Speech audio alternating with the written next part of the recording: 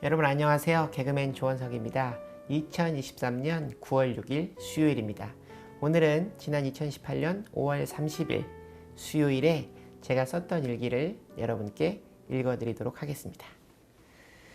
2018년 5월 30일 수요일, 어제 11시쯤 어쩌다 보니 먹게 된 야식으로 잔뜩 배가 불러서 자면서 답답하고 깨고를 반복하다 야식이 얼마나 안 좋은지를 느끼며 5시에 일어났다. 날이 좀 흐린 것 같았지만 비는 오지 않았다. 매일 앉는 자리에 앉아 기도를 올렸다. 이 새벽 교회에서 기도할 수 있게 하심을 감사하고 말씀 주시는 목사님과 함께 해주시고 어제 하루 살면서 생각으로 말로 행동으로 잘못한 일들을 주님께 회개하고 용서를 빌었다. 가족들과 여자친구를 위해 기도했고 내가 그동안 잘못한 일을 모두 용서하시고 새날을 허락해 주십사. 그리고 내 삶의 주인 되어주시는 주님을 붙잡고 주님의 자녀로 살아갈 수 있도록 해달라고 기도드렸다. 내 앞날을 모두 주님께 맡긴다는 말과 함께 기도를 올리고 십자가를 보며 생각해보니 내 기도가 예전 기도와 달라져 있는 것 같았다. 과거의 죄를 용서하시고 새 날을 열어달라는 기도가 이수근 형처럼 되게 해주세요로 바뀌었다가 다시 과거의 용서를 주님께 빌고 있는 것이다. 왜 난 앞으로 나가다가 뒷걸음질을 치는 것일까? 내 인생, 전반적인 내 삶이 그렇다. 술 때문이다. 과거엔 술의 유혹에 빠져 엉망으로 살아서 나를 망쳤고 요즘은 어쩌다 사람들을 만나 조금씩 마시는 술이 머리를 꽉 막히게 하고 하나님과의 소통을 방해한다. 예전처럼 마시는 것이 아니라 한두 잔 정도야 괜찮겠지라고 생각한 술도 나를 뒷걸음질 치게 만든다. 내 생각과 희망이 현실에 대한 두려움으로 바뀐다. 그 과정을 그리고 마음과 몸의 변화를 상세히 기록해 두어야겠다는 생각이 든다. 아주 작은 양의 술도 일단은 머리가 막힌 듯한 느낌이 든다. 그리고 머리가 휴식이 필요하다고 암시한다. 그런데 휴식이라고 말하는 이 시간이 휴식이 아니라 하나님과 나의 교통을 막는 시간이 되는 것 같다.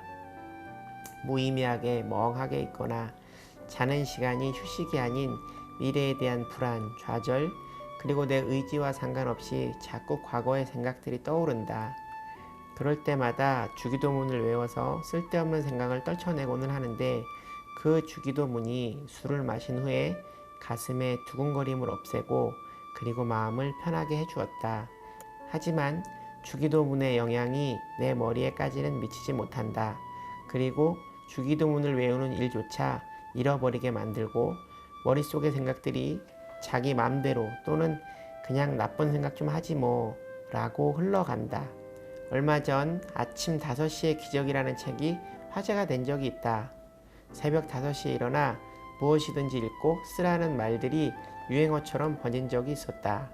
새벽 기도가 나에겐 그런 시간인 것이다. 자기 발전을 넘어 주님과 소통하는 내 영혼의 에너지를 충전하는 시간인 것이다.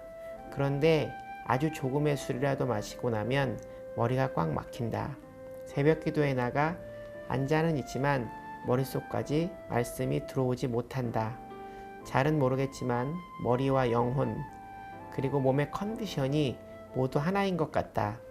가끔 말씀을 들을 때 정수리가 가려운 것 같으며 머릿속이 무언가 움직이는 느낌을 받을 때가 있다. 그런데 술을 마시면 꽉 막힌다. 탁해진다. 내 머리가 탁해진다.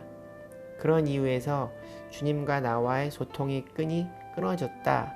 다시 이어지고 다시 끊어졌다. 이어지고를 반복하고 있으니 내 삶과 생각들이 제자리 또는 뒷걸음질 치고 있는 것이다. 주님은 늘 그 자리에 계신다. 내가 자꾸 소통의 끈을 놓는 것이다. 더 이상 주님과의 소통에 방해가 되는 일은 하지 말자. 자꾸 내 삶을 토막내어 살지 말자. 목사님께서 찬송 370장 주 안에 있는 나에게로 예배를 시작하신다. 난 이 찬송이 좋다. 오늘 처음 뵙는 여자 목사님이시다. 오늘의 말씀은 예레미야 52장 24절부터 34절까지의 말씀이다. 목사님께서 말씀 주시길 예레미야는 51장에서 모두 끝이 난다고 하신다. 51장 63절 64절 말씀. 너는 이 책을 읽기를 다한 후에 책을 돌로 메어 유브라데 강 속에 던지라. 말하기를 바벨론이 나의 재난 때문에 이같이 몰락하여 다시 일어서지 못하리니 그들이 피폐하리라 하라 하니라. 예레미야의 말이 이에 끝나니라. 물속에 책을 던지라 함은 이제 이 내용은 변함이 없고 이렇게 된다는 것을 의미한다고 말씀하셨다. 52장 말씀은 유다 백성이 바벨론으로 사로잡혀가는 이야기를 반복적으로 서술하고 있다.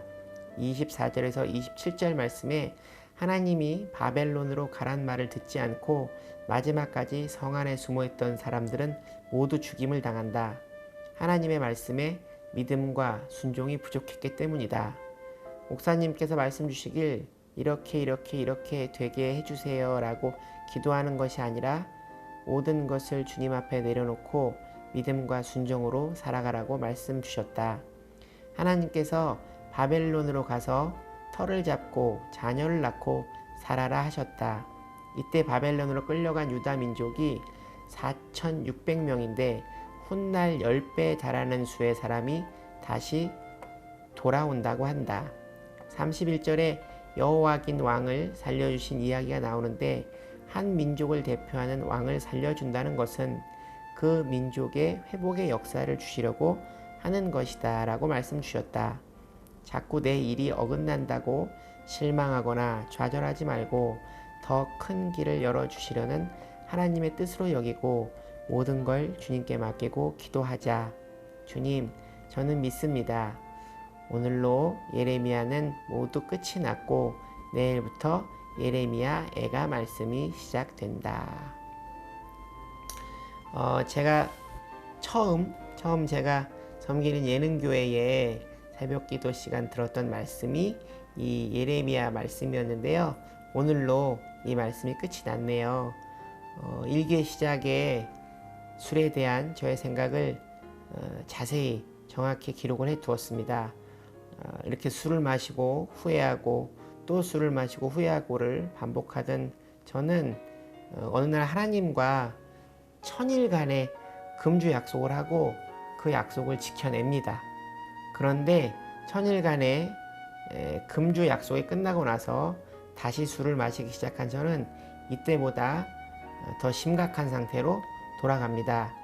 마침 코로나로 인한 좌절과 절망이 술을 마시기에 좋은 핑곗거리를 만들어 주었습니다. 그렇게 술을 마시던 저는 이 일기를 유튜브로 만들기 시작하면서 술을 마시지 않고 있습니다. 이 유튜브 채널을 운영하는 일에 시간이 많이 들고 또 그 시간 온 생각을 집중해야 하므로 술을 마시면 이 채널을 운영할 수가 없기 때문이죠. 이 유튜브 채널 주부가 저에게는 술에 있어서 안전장치 역할을 해주고 있습니다. 혹여나 이 유튜브 채널의 업데이트에 문제가 생기면 여러분께서 원서가 너 술 마셨구나 얼른 정신 차리고 돌아와라 라고 댓글을 남겨주시기 바랍니다.